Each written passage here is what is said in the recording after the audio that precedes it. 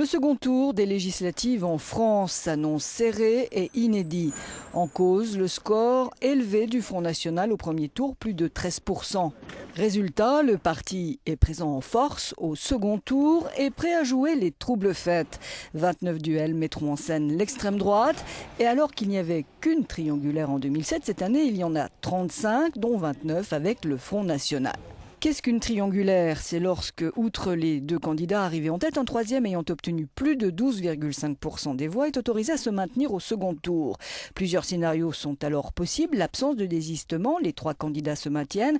Le désistement du Front National en faveur de l'UMP. Le candidat frontiste se retire pour faire barrage au PS.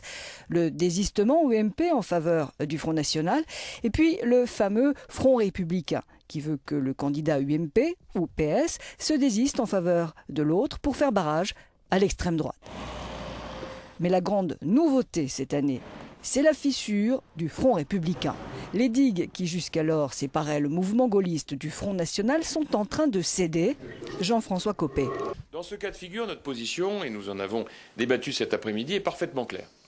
Il n'est pas question de voter pour le candidat du Front National, naturellement, mais il n'est pas non plus question de voter pour un candidat socialiste.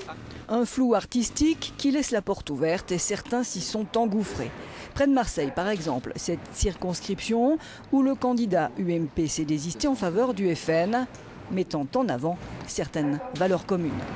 Il y a certaines valeurs qu'il faut remettre à l'avant. C'est le vote des immigrés, l'opposition, c'est Schengen, l'insécurité et bien sûr l'assistanat. On ne parle que de ça dans cette région. Des liaisons dangereuses qui peuvent parfois se retourner contre l'UMP lorsque le Front National joue la carte de la vengeance. Ainsi, Nathalie Kosciusko de Morizet en fait les frais dans l'Essonne. Ses propos anti-Le Pen ont déplu. Du coup, la candidate FN appelle à voter PS. À gauche, les choses sont généralement plus simples. Les triangulaires sont rares puisque la tradition veut que le candidat arrivé en second s'éclipse pour le premier.